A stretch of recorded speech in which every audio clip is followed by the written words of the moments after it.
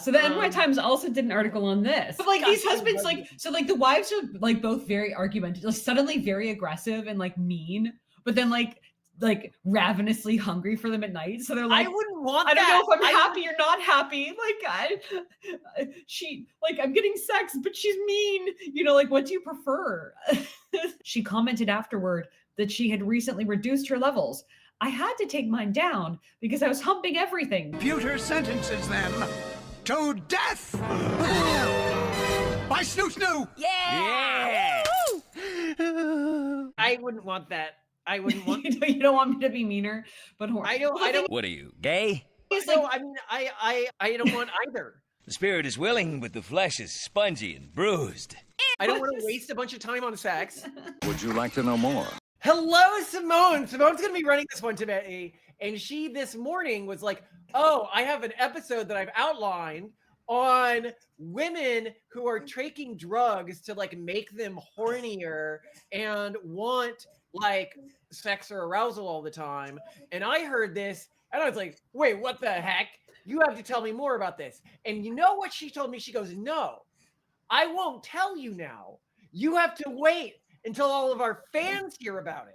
And so I've had to wait all effing day to hear this story for your sake so you can get my freaking reaction. Yeah, well, because at the end, I want everyone's take. I want your take, and I want our like base campers' take on whether this is a good thing, like whether the pursuit of high female sex drive is worth it, something that we should want for society, something that women should want to cultivate, or that we should laud women for cultivating, or if it's not. But I think there's an interesting debate to be had there. And I think that's really the core of this. But I really want to go into actually like this movement of women that is all about it. Because as much as we talk about everyone becoming increasingly sexless, there's this subset of women who are all about sex. Tell me about great lengths to stoke sex drives. Who? When they Where? have not. What do they do? Simone, so I never end up around this community of women. I need to know everything about where they are and how to find them. Well, there's a lot of them, and they're taking everything from. Have you heard of? Let's see, flibanserin. No, I've never heard of flibanserin. Well, they're also taking that. They're taking testosterone. Of course, there's also the women who are just going off birth control to do this. But you can actually tell how much this is trending because it's showing up in a bunch of New York Times articles. And I'll refer to 3 of them. But I think even in other New York Times articles that we've covered, like the one on that woman who's like post-divorce and like having all these like liaisons with men and complaining about how they weren't pursuing her enough, you know, that there was within the subtext of that, this very sex positive, very sex voracious, like, why aren't men desiring me? I need to get more sex. Like, why is this not happening? And there's something there, and I think we need to talk about it. But let's start off with Viagra for women, because the Gateway article on this issue that got me really thinking about it is about what's equivalent to, it's being sort of marketed as the Viagra for women. It's a medication called flibanserin that it's branded as Addyi, and it's marketed as the little pink pill by a woman named Cindy Eckert, who herself became famous for basically integrating pink into every aspect of her life. Like her house is full of pink, and her hair is pink, and her clothing is pink, her closet is pink, everything is pink. And there's even a 2025 documentary. Just like your childhood room, by the way. Mrs. saying this derogatorily. And I liked pink. I liked feminine stuff. Hot pink too, by the way. Oh yeah, like Pepto-Bismol pink. And yeah, that's also very much her pink. But there's even this year a documentary coming out about this medication. I can send you a preview for it after this. Just you can take a look at it. I'll link to it in our show notes for. So it's a pill that makes women horny, and now there's like sub communities that are forming around it. Well, so it's a little more interesting than that, actually. Cindy has been trying through her company Sprout Pharmaceuticals for 10 years to promote Addyi. It's a drug that she didn't like invent or discover. Someone actually told her about it and was like, hey, you should try to make this a thing.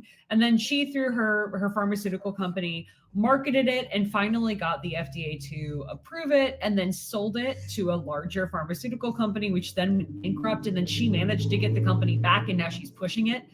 But anyway, so this medication that she got turned on to by this random guy. Oh, and by the way, the New York Times article is titled "A Pill for Women's Libido Meets a Cultural Moment." A decade ago, Cindy Eckert struggled to convince skeptics about a drug for premenopausal women.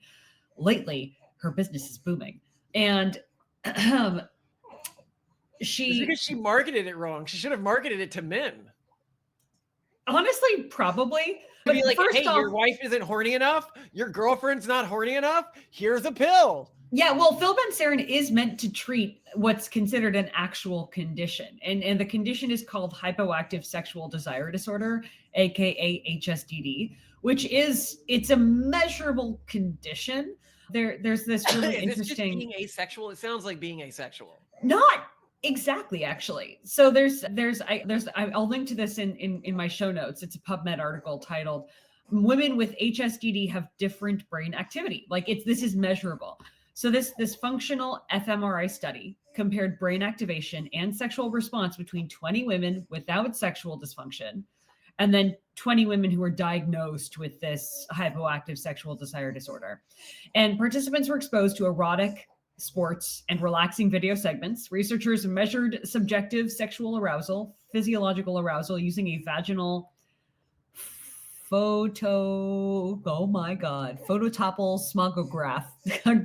I don't know what it is. Sparkle graph. You know, They did it with a sparkle graph. it's a phototopple smogograph. VPP. Wait, you know what, guys? Look it up, whatever. And a brain activation in all 3 sessions. And they found that the differences in these 2 groups suggested that women with HSDD may have altered encoding or retrieval of arousing stimuli and possibly devote more cognitive attention to monitoring or evaluating their responses, which might interfere with normal sexual response. This is indicated by increased activation in specific brain areas tied to attention and evaluation. So what flibanserin does is it slightly increases sexual desire and activity, and it slightly lowers distress, and it causes drowsiness and lowers blood pressure, especially when combined with alcohol. So here's my thing is, why not just drink? Because it seems like what HSDD actually is just basically having higher inhibitory activity. And keep in mind, Lower Malcolm, what inhibitory. happens when I actually drink enough to get tipsy? You get incredibly horny when you drink. Yeah. And I think this is not like uncommon. Clearly, it's not uncommon in women. And this is exactly what the fMRI study found. It was like, oh, these women are too much in their heads. Like that's basically what it found, is that they appear to be like the brain regions that are more active in these women who are diagnosed with this condition. Well, actually, sorry, side question for you. Mm-hmm. Do you only get horny when you drink when you're around me, or did you used to get horny when you would drink even when you weren't around me? I didn't drink until I met you, remember? Oh yeah, you never drank until you met me. Yeah, so I wouldn't know. Have I gotten really drunk not around you? No. But yeah, I get super like, and I think, you know, when you take away the part of my brain that has me monitoring my own responses and controls my inhibitory control, like I'm super horny. So part of me is like, okay, so flibanserin is a drug. It has side effects. You know, it lowers your blood pressure. It causes drowsiness. Not that alcohol doesn't, but like, just buy a bottle of whiskey, like good whiskey. Like at least then you enjoy the whiskey. Like I don't get it. Like why are people getting this medication prescribed?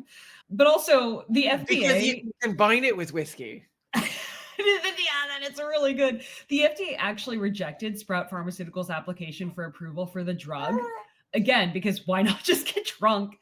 So I'm quoting from the New York Times article now. The FDA approved flibanserin in 2015, writing later in the New England Journal of Medicine that while the average treatment effects were small, about 10% higher than placebo, efficacy has been established.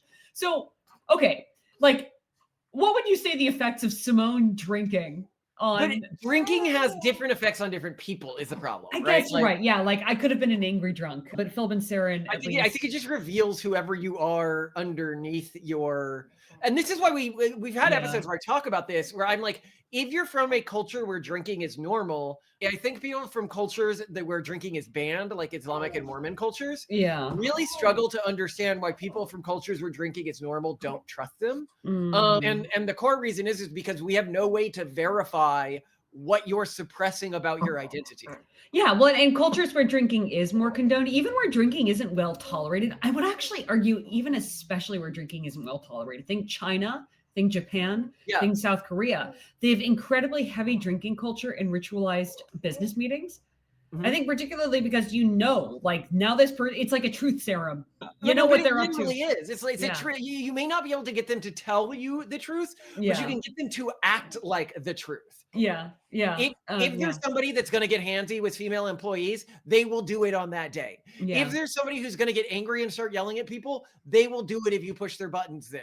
Yeah. But so basically, before the FDA approved this flibanserin, Addyi, for Sprout Pharmaceuticals in 2015, they rejected it twice because it basically doesn't make a difference. 10% versus like 100% for me, like imagine if someone was like, oh, so you want someone to have a higher sex drive. Well, here's this medication that's like 10% more, and you'd be like, I'm just going to get her drunk. Like, it's really easy. So yeah, like that is the thing. But what in the end Sprout Pharmaceuticals did was like basically pay this like campaign, like to get all these women to sort of complain about it and make a fuss. And then finally the FDA relented. But so what really makes Addyi as a drug, or flibanserin as a drug, interesting is the discourse around it. And now the fact that actually it does seem to now be organically trending. Prominent actresses are talking about it in podcasts. Gwyneth Paltrow wrote about it.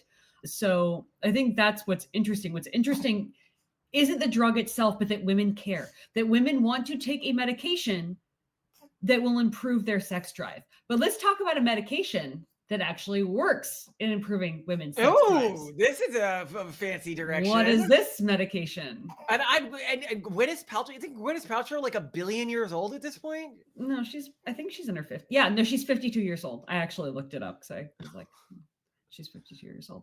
But yeah, no, she's older. But okay, so now I'll give you a hint about the drug that actually works and is very effective, by the way. People we know and who respect it, and also like people in the rationalist community, in addition, are using this as women. Is it microdosing? Some people are microdosing. Some people are not microdosing. They're going all in. No, it's not ketamine. It has unfortunate side effects.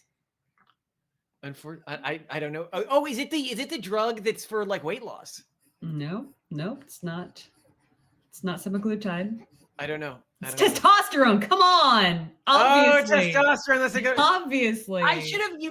You should have framed it to me like that. You should have been like, you understand sexuality. What hormone turns women on? And I would immediately be like, oh yes, women are hornier when they're on more testosterone. Yeah. So the NY Times also did an article on this titled, "I'm on fire. Testosterone is giving women back their sex drive and then some."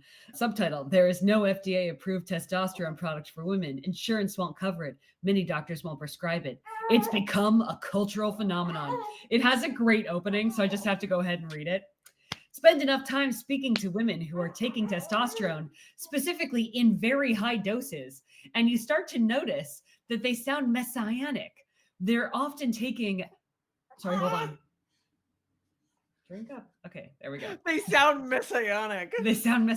They're often talking fast and intensely. They're amped up. They're describing what they clearly consider a miracle drug, and they have no intention of lowering their dose, despite the unknown risks or some problems with facial hair. After all, how can they worry about facial hair when they feel so alive? It's nothing they can't take care of with a quick waxing, which they now have energy to do at the end of the day, right after they prepare a high-protein dinner for the family, and before they put the finishing touches on their spreadsheets, close their laptops, and light a few mood candles for the sex that they know will be great, and even better than the sex they had the last night, and though they're a day older. So I just love that opening. That's an intense. This is somebody who really likes the drug that they're on. Well, I mean, this is I don't know if the journalist is on it. She just interviewed a lot of women who are messianic about it. Oh, the article. It reminds me of a video that is okay. So one of the types of videos that I like watching are music, and then in the foreground of the music, they will have like anime characters like doing like a pose or something like that. Oh, like bouncing. Yeah, or something, right? Yeah. Our kids love it, which is a little difficult because If you saw exactly what these characters looked like, One of the ones that is a fun one is a woman who's like this like gym bro girl, and there's a tweet next to it that says women who are mildly muscular think they are gods, and then the woman is saying know your place, which Oh my I God. find funny, sort of like a play on whatever that fetish is. So I looked this up to add it, and apparently it's literally just a know your meme page. Mildly muscular women think they're gods, know your place. And then there's a bunch of people who have done riffs on this. Which now we know the Trump assassin had. Yeah, A fetish for muscular I'm women. now discovering that this is a thing, which is just great. I mean, I guess there had to be a reason for the female bodybuilder competitions, and that's they found their niche. Actually, that is an underrated way for post-wall women to get an advantage in sexual markets. We should tell more of our 30-something women looking for a husband. I love that she says it's a high protein dinner, Yeah. right? They're Oh, all that- oh, yeah, I testosterone didn't is even a high think about pro- that. I'm like, these women are like doing. I'd actually be very interested to see how taking testosterone changes a woman's arousal patterns, not in terms of the volume of the arousal patterns, but in terms of the nature. Does it make them more dominant, like more dominant-sided aroused, or It does. It does? Yeah, it also makes them more argumentative and aggressive. So, but I'll get into that. But what's bigger, of course, this is the New York Times, so they have to take a whole social justice warrior-y and like concern trolley angle to it. The article's about how testosterone therapy has become a cultural phenomenon among women seeking to boost their sex drive, but also their overall energy. But like the whole angle is, despite there being no FDA-approved testosterone products for women in the US, and the significant barriers such as like the lack of insurance coverage and the reluctance amongst many doctors to Why do they prescribe need the hormone. insurance coverage for something that's just meant to make them horny and be like an amphetamine? Well, so the thing is, and here's a quote from the article: for men experiencing the effects of low testosterone, low libido, low energy, loss of muscle mass, the FDA has approved more than 30 products since the 1950s, and yet to this day there's no FDA-approved testosterone cream, patch, pill, or shot for women, even though their testosterone levels fall far more precipitously than men's as they age. So the article makes a fair point, Malcolm, that like, Yeah, okay, I buy that. So are you going to start using testosterone? Is that the idea now? well, so I mean, there are benefits and drawbacks. So women who take testosterone report dramatic increases in energy, libido, and marital intimacy. Some describe the near miraculous transformations in their relationships and personal drive, but the gains do come with risks, and the side effects include facial hair and acne and hair loss.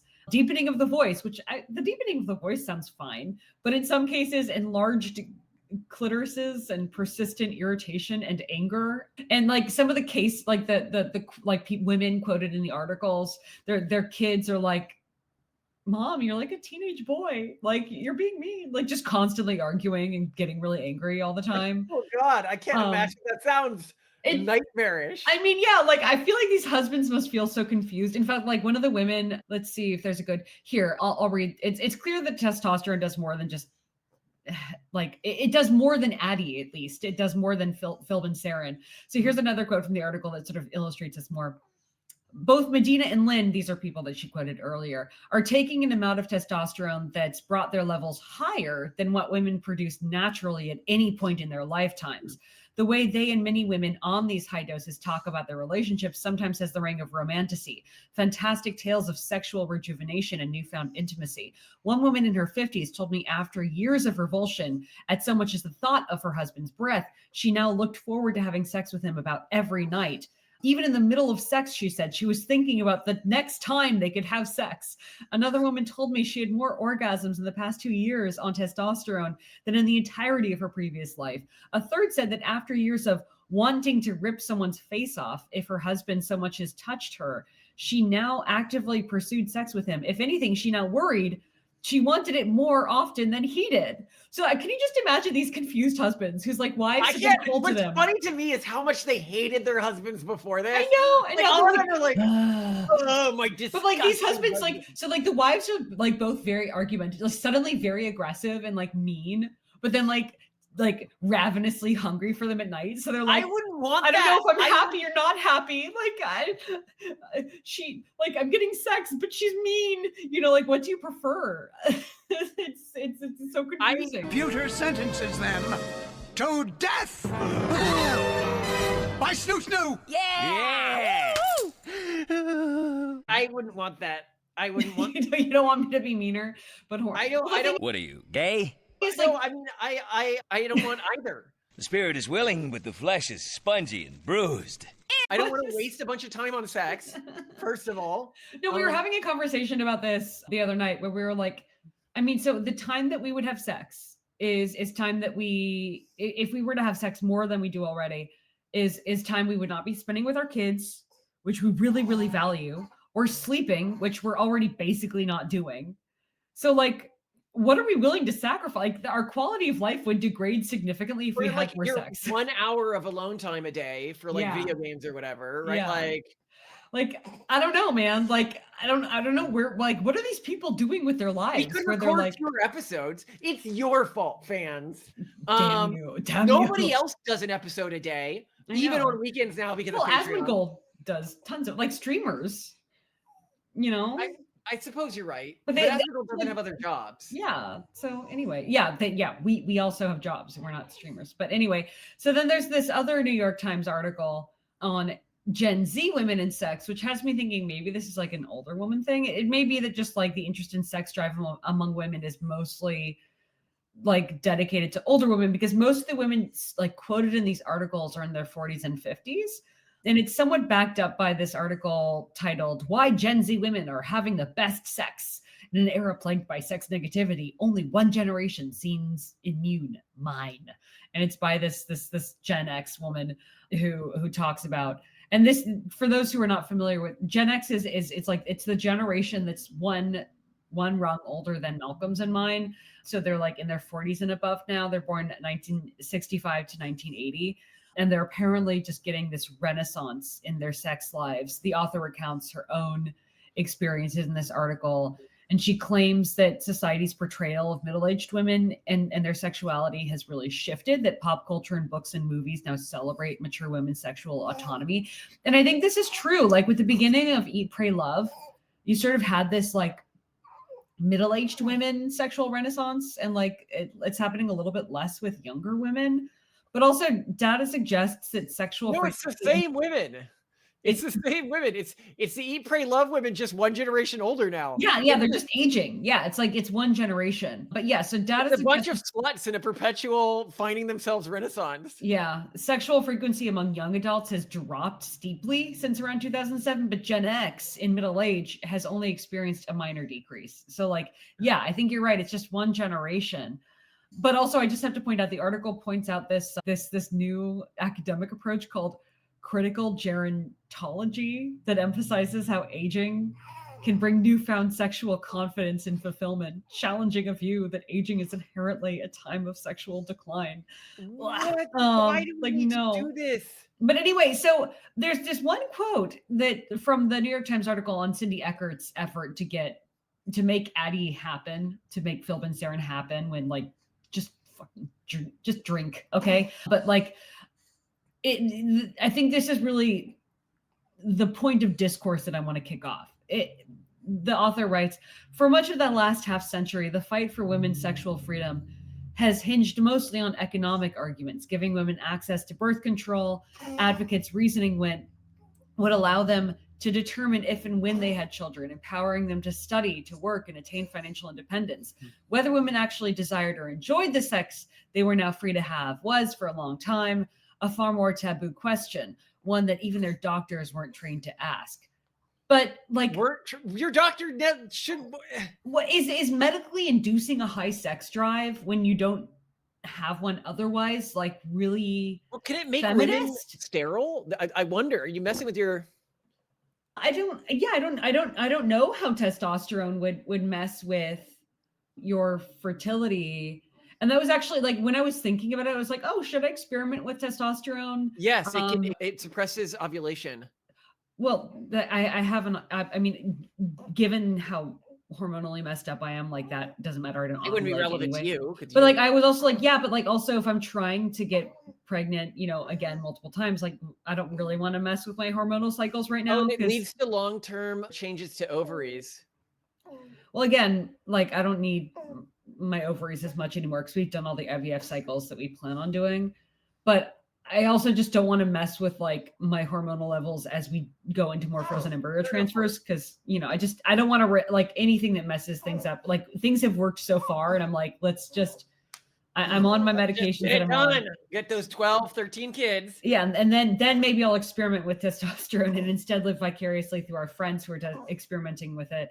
But yeah, I mean, I'm just like, one, like, I think that trying to medicate a sex drive where there is none, like this reminds me a lot actually of Brave New World, which as you know, I love. Aldous Huxley's Brave New World presents this dystopia in which everyone is polyamorous. They have this saying that you just kind of repeat, everyone belongs to everyone else. And if anyone ever gets too monogamous or like they actually don't have enough sex, you're kind of supposed to like take Soma, which is this drug that you like. It seems kind of like, I don't know, maybe like literally just living in Silicon Valley, like Xanax or something. But like you take a drug and like you go sleep with more people, but you're kind of like forcing yourself into this, and it seems kind of dystopian to me that like you're trying to create a desire where there isn't a desire. And I also will fully admit though that things like hormonal birth control can really suppress sex drive in women, that our lifestyles as it is could be suppressing sex drive, that our artificial work schedules and offices and all these things and the time we spend in front of screens could be suppressing sex drive. And that then, you know, oh, well, then I guess we'll just medicate it back into our lives. This is such a progressive thing that like your life is about your sex drive. Like it's weird. Yeah, that's the other thing. Yeah. This is like, it's, well, where I think it gets unfortunately injected into conservative culture is from a few areas. One is a lot of the new right movement is downstream of the men's rights movement, or really the red pill movement. We'll use the euphemism of the men's rights movement. In the red pill movement, in the early days, you know, it was my generation when we were at like, you know, chopped up on testosterone, looking for sex all the time. And so status was shown and gained within the community by the number of people you slept with. Sleeping with people and sleeping with attractive people and sleeping with high status people. And it caused a lot of the community to begin to see sexual conquests or whatever you want to call it as a sign of success, like a quantifiable sign of success. You're conquering a dumpster. Yay! Yeah, you came back with spoils, and it's, you know, use condoms on a pizza. The point I'm making is it's not. I'm trying to say it's not necessarily a good way to live life, but that still holds within the right-leaning ecosystem to a bit, where people attempt to flex to each other through the amount of sex they're having. Even do you think women are adopting that in an attempt to succeed by masculine standards? That's not the point I'm making. I think that where this is coming from women is downstream of the urban monoculture. But what I'm saying is that generally, or historically speaking, conservative cultural groups or healthy religious cultural groups understood that life isn't about arousal maxing.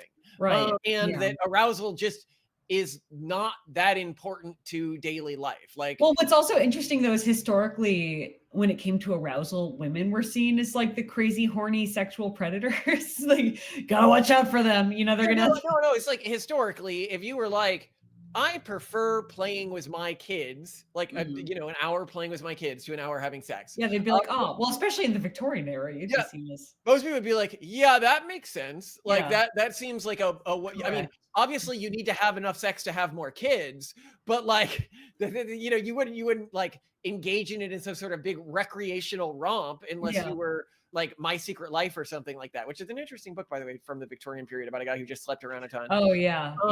Yeah. But the point being is that, you know, historically, these conservative traditions, they understood like, hey, don't dedicate your life to this stuff. You know, no searches for pleasure, searches for arousal. But then the second area it got in, and we have a whole video on this, which is, I think it was Girl Defined ruined an entire generation of women, which is obviously a takeoff of that. Ruined an entire generation of women. And the point that we make in that is that the way that some evangelical and abstinence until marriage cultural groups reacted to the urban monoculture, attempting to lure people away by saying, come join us and you can have sex, all you want, and you can do whatever you want that affirms you. And they were like, no, stay with us, because actually sex is better if you wait until marriage. And Yeah, sex it's gonna be better. so amazing. And Yeah. they almost treated marriage like it's some like super sex kink thing. Yeah, they hyped it up way too much. And then all these people got married and were super disappointed. Yeah, they're like, well, Yeah. where it's actually much more powerful to just be like, sex is not bad. Yeah, it's not the point. I mean, I don't know, the way I was thinking about it when I was reading these is I was like, well, yeah, but do I respect men for taking Viagra? Do I respect men for taking testosterone supplementation to become more? No, I always think it's kind of lame. It's kind of gross. And also, like, as you know, I've only been sent one dick pic in my entire life. And It was of a botched, infected penile implant. And it is one of the most traumatic things that was sent to me on a Christmas day. And I can't ever unsee it. Don't ever do that. Think that, because I didn't open the message because of you being You're like, so freaking lucky. Yeah, this was, by the way, sent in a group chat that Malcolm was also in. He did not see it because I think he heard my, I don't know, projectile vomiting in the other room. Oh my God. Yeah, don't do like, yeah. So like whenever I think of like men's pursuit of this, and I feel like men have more of a societal, like, I mean, so men, it's not like men are expected to have these really high sex drives, right? So I can understand why men are more likely to have a hang up. I still think it's pathetic because it's just you trying to meet a stupid societal expectation. I think it's kind of like the equivalent of like women being expected to look young, like and getting plastic surgery as a result. But for women getting it, yeah, there's the school bus. I need to go out and get him. Our sons. Hey, you said there were like communities that are doing this. Can you tell me about those? Oh, what do you mean, like that we know? No. Are there like subcultures around this? Are there? Well, I mean, yeah, there's a lot of like, but it's mostly like whisper networks of women. And what happens is this is happening largely within like shared social networks of women. One woman will start taking testosterone and then another will. Like, for example, in the New York Times article about women taking testosterone, here's another quote from it. This season of The Real Housewives of Orange County, 3 of the show's stars described their testosterone regimens. Gretchen Rossi was shown baring her bottom as her doctor implanted beneath her skin a tiny but powerful pellet packed with crystalline testosterone that would be released over the course of about 4 months. She commented afterward that she had recently reduced her levels. I had to take mine down because I was humping everything, she said. Rossi's co-star, Jennifer Pedanti, commiserated. You'll just hump and hump and hump away. So what's happening is within like social networks of women, like one will start taking testosterone and rave about it, and then more and more will. And I think part of it's the vitalism of it. And so it's not necessarily about social conformity. It's just like, oh my God, I feel so alive.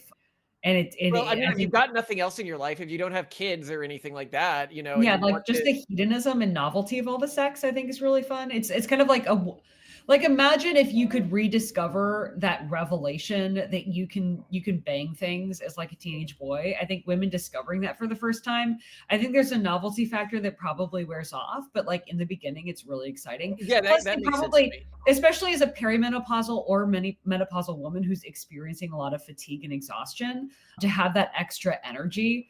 Plus, I mean, like, the testosterone is going to lead to more lean muscle development and everything. It's going to help with weight loss. So like, as you're getting more dumpy and more tired and your sex drive is lower, to suddenly have a reversal of that, even if you're growing more facial hair. Like by that point, if you're this type of woman who cares about all those things, you're also the type of woman who already is waxing and already is doing all the things that are going to counteract most of the negative side effects. Plus, you're probably also abrasive as it is. So like being even more aggressive and abrasive probably isn't going to be that disjointing in your life. Yeah. So yeah, I think my take is this is all hedonic nonsense and beside the point. Sex drives are unmoored from productive reproduction, for example. So like, I don't think that people are going to have the types of families they want or need just because they can't control themselves around each other. because they're like, oh my God, I have to bang you. I think that people have the types of families that they want and need because they're like, I think we're ready. Like, let's start our family, you know, let's be conscious about this. And then they do it. So yeah, I don't think I think this is interesting, but I don't think it should be lauded. And Well, and it suppresses fertility. So I don't think you're going to be having more kids just because you're banging more on this. No, definitely not. All right. Well, thank you. I love you. I'll send you bok choy recipes. Bok choy. I love you. All right. So you like, what's your favorite food, Titan?